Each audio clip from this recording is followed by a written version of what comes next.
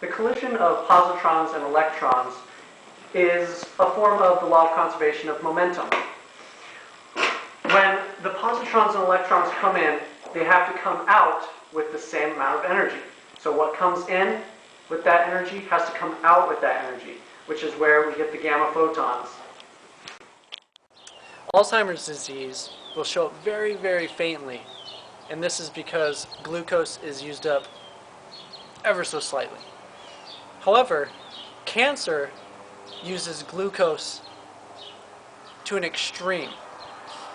This way, cancer cells will show up very brightly on the image.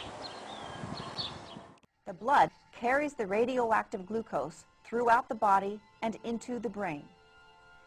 The colored areas show where there is more glucose metabolism taking place, indicating healthy brain tissue. In these PET scans, red indicates the most glucose metabolic activity, yellow somewhat less, green even less, and blue minimal. Contrast that to this one of a person with Alzheimer's disease, whose brain shows a dramatic decrease in the metabolism, indicating widespread death of brain tissue. Conversely, this PET scan is from a person with an aggressive brain tumor, and you can see that this area is receiving more glucose than it normally would.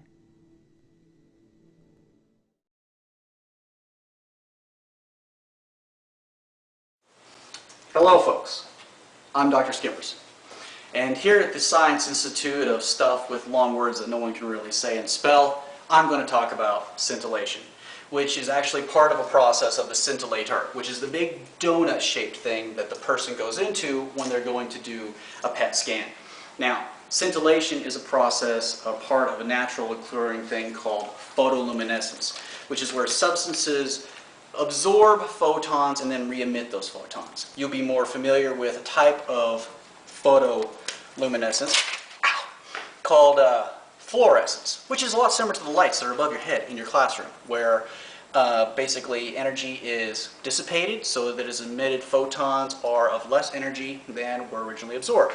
Now, in scintillation, as you know, that the photons, the gamma photons from the positron-electron annihilation event produce a light and a small bomb basically inside your body, but that light is very, very, very small, microscopic, yet visible. Now, I know what you're saying, gamma radiation is not visible light, but when these two things collide, a visible light is created.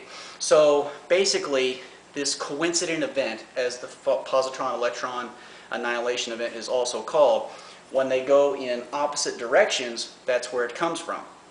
Now, what you will see in the donut-shaped vehicle or device when a patient goes in here, for instance, take over here. Let's imagine a supervillain, and a supervillain going into a toilet paper roll. What happens to his body that you see, because this is non-invasive, is just this. Oh my God, I'm claustrophobic. You know, that does happen to some people. But what is happening inside the scintillation device as he goes in, and will be helped further discussed by my friend Green Lantern here, he will say, I am producing light, and light is coming through in all directions, 180 degrees, so if a light comes on this side, it's coming down from this side as my power ring is showing. And what that is actually doing is being caught by inside here, inside this toilet paper roll. This one right here is a bunch of scintillator crystals, crystals which catch that light and feed that light to a photomultiplier, another part of the scintillation device. So, what is the photomultiplier? Well, it's actually like a little bitty hard drive sitting way over here. But that photomultiplier takes these coincidence events that are caught by the scintillation crystals, and they act almost like night vision goggles that RoboCop has. Do you have night vision? Yes, I do, because like night vision, you go to a dark area, and then light needs to be absorbed, and then so you're re-emitted so you can see. Because this is on such a microscopic level, that's exactly what's happening. Now, inside this device, after it goes from the scintillator crystals, it moves onward to the photomultiplier, which I just explained is like night vision goggles, picking up very sensitive bits of light, goes into what is called the coincidence event processing unit. That is just a big hard drive, big square box, okay?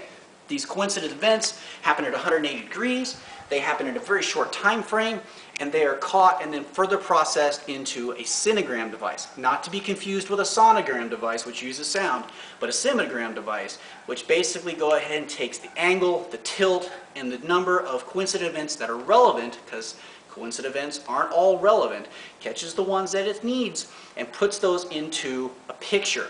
Now, what you're about to see is pictures of an actual positron emissions tomography picture. It looks kind of like a more defined X-ray. The body is white, the positron emission areas show up in a really dark gray or black, showing that that's where the most absorption of FDG is. And it's not a very good or clear picture. It's very poor, actually. So, that is why, through the sinogram unit, this stuff, these information bits, go on further into CT, computer tomography, which produce a color image, which is what we're more used to seeing. Brains, bodies, organs, cancer cells, anything disease that you can possibly think of is actually gone ahead and put in there. Now, what I also wanted to say was that although I'm not going to talk about computer tomography, what I am going to tell you about is that all of these devices have to work together in unison. A person goes through and gets PET scanned first into the device that was just shown in the picture, and then that person comes back out and again goes through no position movement whatsoever because the tomographies are layered on top of each other. They go through the CT scan again, and then boom, layer upon layer shows exactly what's going on with the person's body. And that is basically how a PET scan and its devices work.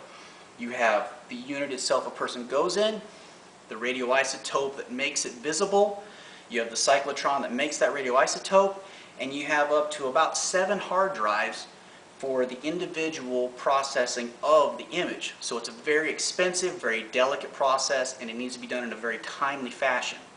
But it is important, and one of the things that was expressed to us from meeting people at PET scan places is that they said that this tomography type of image transmission is top of the line, and the only advancements that they can really look forward to making after this is hopefully they can make something in sort of a handheld format, or something that scans really quicker, or making an isotope that actually goes only to specific areas in the body rather than throughout the entire body.